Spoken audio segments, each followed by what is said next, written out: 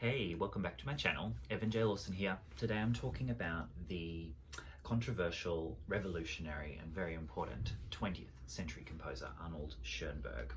Schoenberg was born in 1874 and he died in 1951, and is probably best remembered for creating what we call the 12-tone system.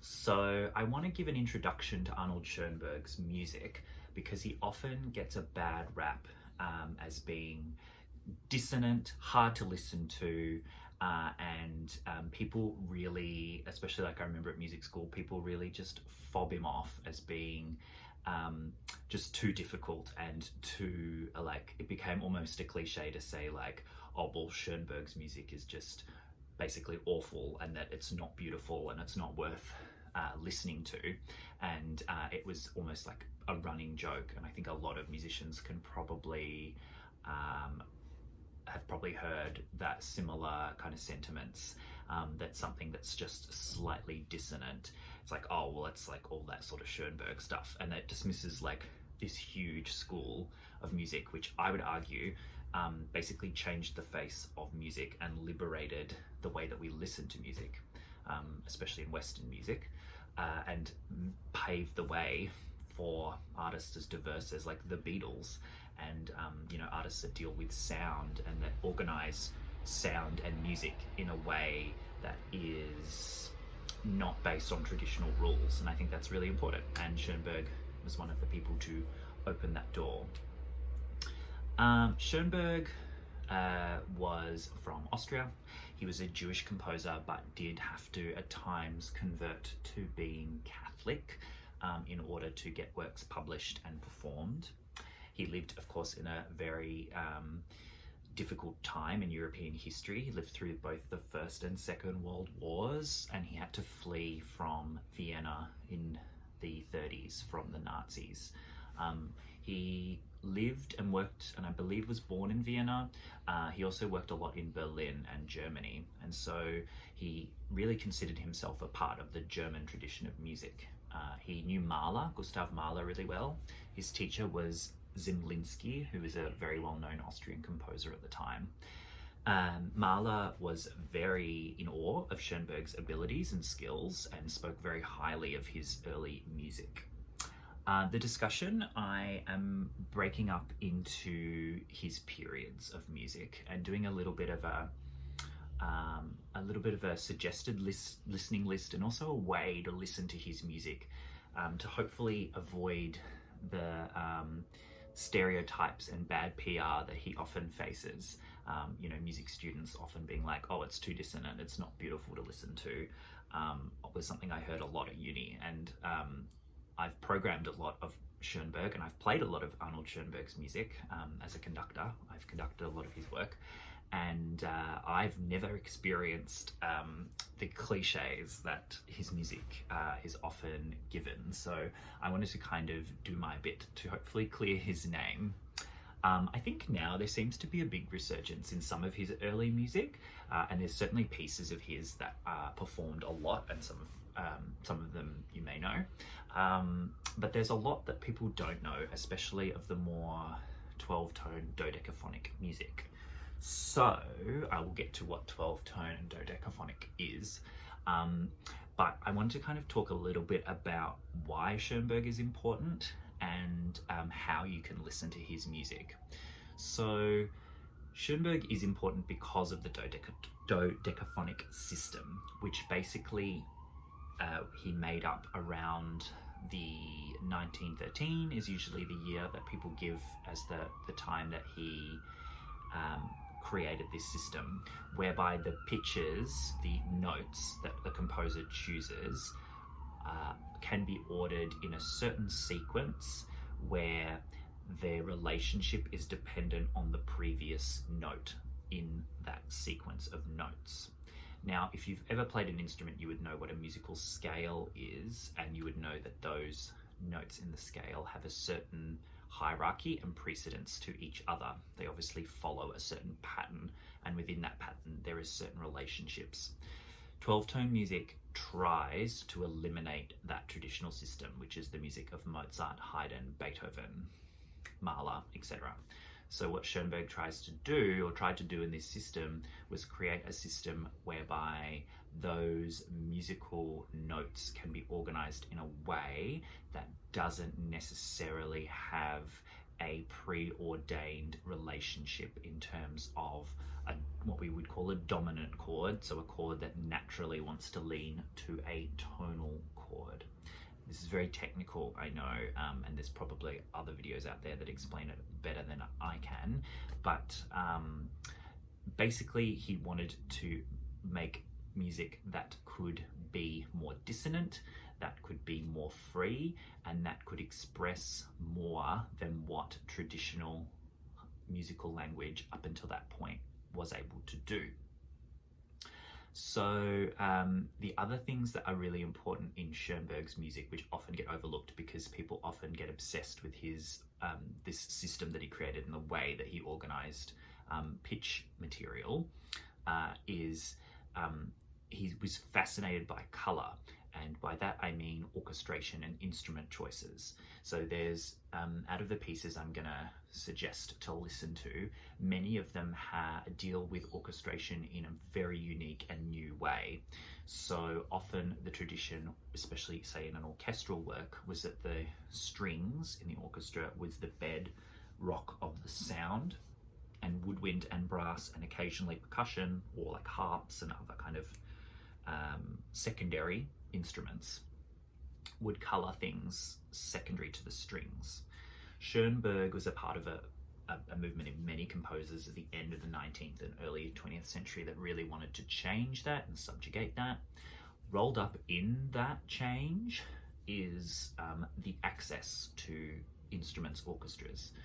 So with the First World War, having a big giant orchestra obviously becomes financially and politically very difficult to do, and composers get less and less access to a big orchestra, so they start writing for small groups of instruments. The example of this that's often given with Schoenberg's music is Pierrot, Lunaire, an important work in the musical canon from 1913, which I'll get to. So color is really important. Again, it's like emancipating these musicians as being independent musical interpreters, rather than necessarily an obsession with the orchestra or the big or the whole, like you would see in a composer, say like Brahms or Mahler. Schoenberg certainly writes for big orchestras, but there is a lot of emphasis put on chamber music and the individual in his music. I would also say that another important point to listen to in Schoenberg's music is this idea of familiarity. Because Schoenberg is writing music at the time that was diverting from the tradition of tonal music, he's introducing this element of unfamiliarity in the sound. He also does that again in his orchestral colors. A good example of that is again in Pierrot, Lunaire, where the singer is asked to sing what he called Sprechstimme, which is this technique of sort of speak singing. So you're not quite singing, you're not quite speaking. And what that does is create this sort of unfamiliar strangeness. And I think that's really important to Schoenberg's music. It's in the harmony and the way he organizes the harmony with the 12-tone system. It's in his sense of orchestration, where he wants to create unusual combinations and new colors. And then it's in the kind of technical choices he makes, like Sprechstimme.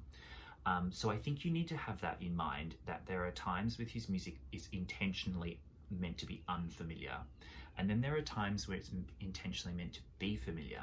So he often, even in his 12-tone works, gives you hints and flavors of traditional compositional techniques.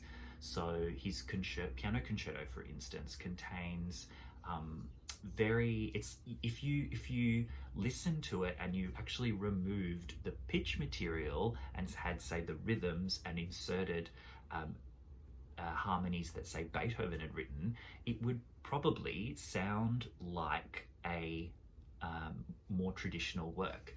He wrote the actual structures of the pieces have everything that would make a Haydn symphony or a Mozart concerto work. It's got canons, it has fugues, he writes structurally in very traditional forms and structures, rondos, suite structures, dance structures, symphonies, sonata form.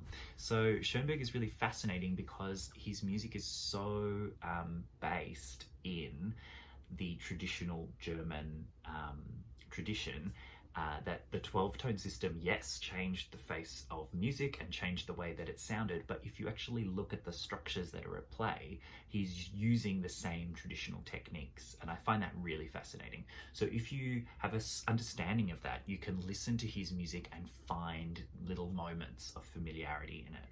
He also returned to tonality throughout his compositional career, so there are works throughout his whole output that are not all dodecaphonic. Again, I think people have this idea that he invented the 12-tone system, and from then on in, all the music was just tonal and it was atonal and difficult to listen to, and you know, and that's just not the case. There's music, of course, like that, but there's plenty of music he wrote that wasn't like that. So the first period of his writing, the two works I would suggest are Transfigured Night and Gurre-Lieder, which I would argue are two of the most beautiful pieces of music ever written. They are stunningly beautiful and show that Schoenberg was the torchbearer from Mahler, from Brahms, from Beethoven, from this great German tradition. The music is beautiful, sumptuous. There's this Germanic shimmer that is across all the work. I won't go into too much detail about Gurre-Lieder because it is an enormous work for huge orchestra, huge choir, soloists, but it's this sort of, you've got to picture the turn of the century and these, you know, Vienna, Imperial Vienna, with these huge, you know, resources that he had at his disposal to write this work. Transfigured Night was originally a sextet for strings, which he later rewrote for string orchestra. And it is a work that deals very much with this sort of turn of the century idea of almost like feminine, the chaos in femininity. So this sort of fear of female sexuality. It's based on a poem, and I would recommend reading the poem and listening to the piece, because he tries to replicate the activity of this woman and her male partner that occur in the poem. After Schoenberg wrote these works, we move into a very violent period of music making. So, as I said, Transfigured Nights from 1899, Gurre-Lieder's from 1900-1903, but he did rewrite some bits in 1910. The next works I have on this list come from the next couple of years. So the Chamber Symphony, the first Chamber Symphony from 1906, the amazing one-woman opera Erwartung from 1909, Lunaire from 1912, the 5 pieces for orchestra from 1909, 3 pieces for piano opus 11 from 1909, and the second string quartet from 1908. Now, these works are all sort of in a kind of grouping of what are called expressionist pieces. So you might know from like painting, expressionism is like a freedom in the painting. They're not necessarily wanting to paint specific images. The lines may be blurred. The symbols might not be literal to what the painting is trying to depict or what the title of the painting is suggesting. In music, it's a similar thing in that the music is moving away from this structural tradition that you can hear in Transfigured Night and Gurre-Lieder. And you will hear, if you listen to those 2 pieces and then you listen to this group of pieces, a completely different approach in terms of the sounds that you hear. Lunaire is probably the most lauded and well-known work of this group, and it's a piece for a small group of musicians, and it's based on this kind of symbolist bizarre, strange, and I've got to say as well, quite violent poetry. So if you're going to experience this piece and read the poetry, just be prepared that it is quite graphic, but it is really fascinating and really cool. He uses in the piece, again, little tidbits from musical history.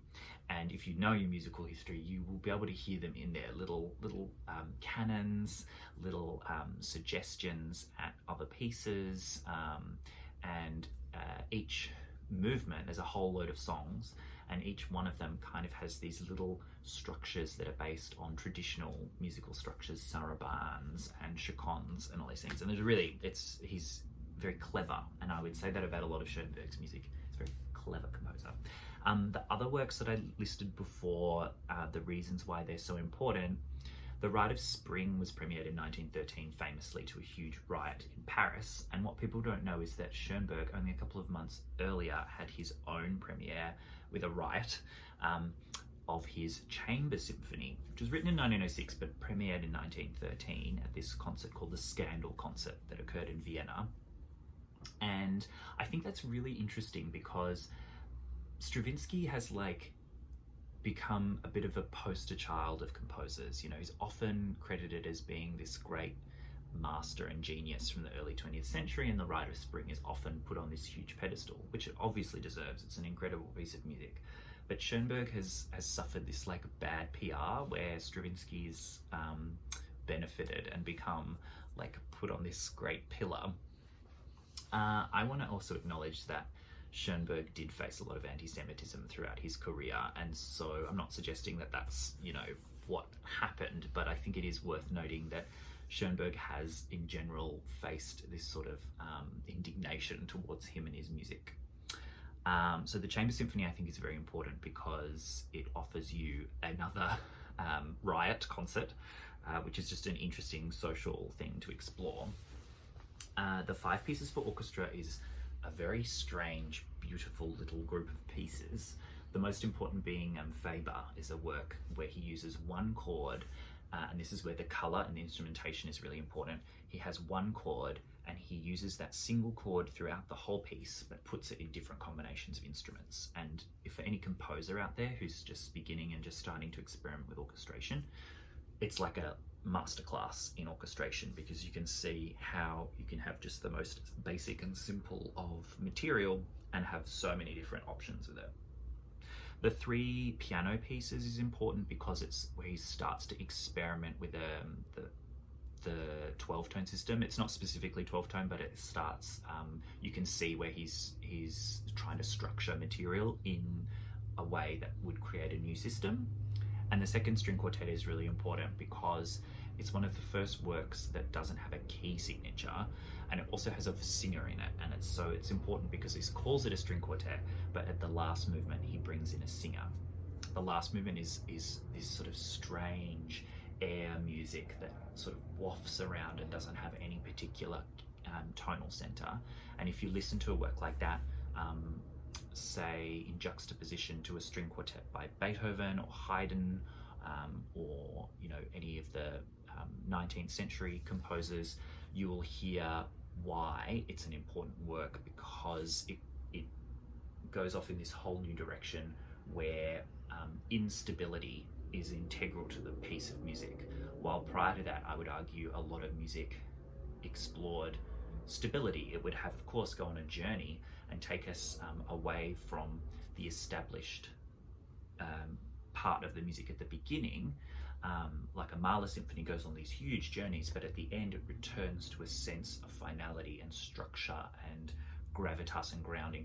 Schoenberg doesn't do that in this string quartet. He leaves us on this kind of lofty, wafty question mark of an ending, and that was very important. As we move into the music he wrote after the First World War, that is when he starts to really create the 12-tone system and starts writing in that system. So the works that are often credited as being the first 2 12-tone works, which are worth listening, is the Suite for Piano from 1921 and the Wind Quintet from 1923. Both are tricky pieces to listen to because they're at the very beginning of the 12-tone system. Schoenberg's still sort of finding his feet, you know, he's taken the training wheels off and he's fully riding in this system now. And the angularity that he is often espoused is evident in these works. But again, I think if you listen to them in the context of everything else he wrote, and also the context of when he was living, you know, the early 1920s, after the First World War, the stirrings of anti-Semitism, technological advances, changes in visual art, I think you actually get a deeper sense of wanting to create something new and unique. And he often spoke about feeling like he was reluctant to create a lot of this music. He wanted to write beautiful tonal traditional music, but he knew that the world was changing and he needed to change with it. And I think it's really interesting, and it gives this poetic sensibility to the 12-tone works where Schoenberg is trying to create something new. The two pieces for piano, Opus 33 from 1928 to 31, is really where he starts to establish the 12-tone system clearly. And then his largest stage work, Moses and Aron from 1930 to 1932. It's an unfinished 3-act opera, all in a very strict 12-tone structure, but there are times where he lets it go and there's kind of, he peppers these other moments in. And I would say Moses and Aron is a very difficult work to tackle, and you know, you really, if you want to watch it, you really need to be someone who wants to watch a 12-tone long opera. But it's certainly a overlooked masterpiece of Schoenberg's and of the 20th century. So if you are willing to take up the challenge, definitely do it. He was writing that just before he went to the United States. So the next sort of class of music is music he wrote in America. The Violin Concerto in 1933, the amazing Piano Concerto from 1942. Both those works, as I mentioned before, are very much in a traditional concerto structure. I listen to the Piano Concerto and I can only hear in my mind Brahms, and people might think like, that's crazy, but yeah, the tradition of German music making is just so prevalent in Schoenberg. And again, this like sense of nostalgia of taking what he knows and the traditions that he's grown up and learned and trying to create something new with it, I think is amazing. His Ode to Napoleon in 1942 is an excellent work to listen to. So it's basically a big up yours to Hitler, and it's important because of that kind of political resonance. And the other work, and my personal favorite work of Schoenberg's, is The Survivor from Warsaw from 1947, written after the war as a in gratitude to people who experienced the Holocaust. And both works have a speaker. So the speaker is given notated rhythms, but it's not sung in any way. There's times that are kind of Sprechstimmery, like we were talking about in Pierrot, Lunaire, but here it's very much a delivery, and it's often done by an actor. Survivor from Warsaw also has a men's chorus that sing in Hebrew. It depicts the experience of a person who was living in the Warsaw ghetto prior to the final solution being implemented. The Ode to Napoleon is, as I said, a big up yours to dictatorships and tyranny. And both works are interesting because of the narrator element. Ode to Napoleon is for a small group, while The Survivor from Warsaw is for a large orchestra. So they're both works to listen to back to back. It's sort of kind of an interesting contrast, and the political issues that he deals with are really interesting. Survivor from Warsaw, again, I would probably give a bit of a trigger warning. It is a very intense work, and he of course depicts the loss of life and the oppression for peoples.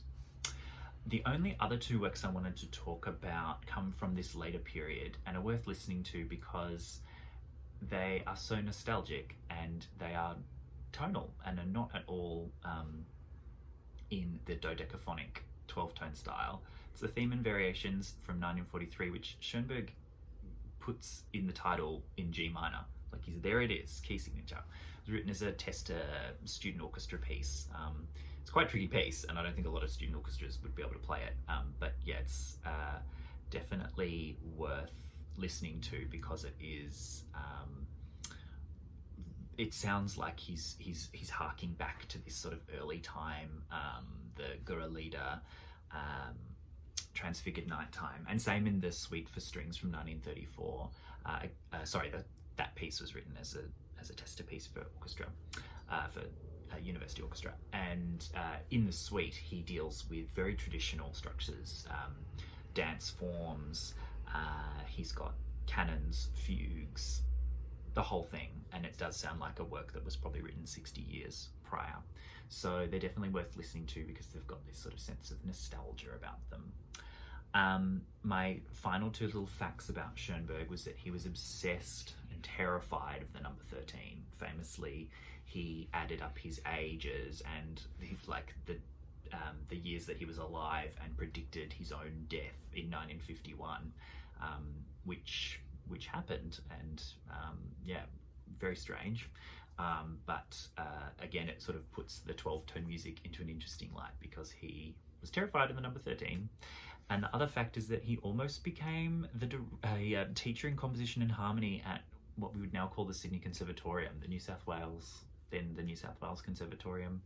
But the director basically said he was too progressive and dangerous and modernist and was Jewish, and so he could not be hired for the job, and so he stayed in Hollywood and never moved to Australia.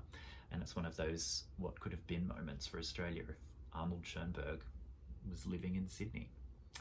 That is my discussion around the amazing, crazy, and incredibly rich music of Arnold Schoenberg. Do give it a go. He is a huge figure with a lot of bad press, and so take the time and give him a little bit of your ear to listen to, and I think you will be pleasantly surprised. Feel free to like, comment and subscribe, and I will see you next week.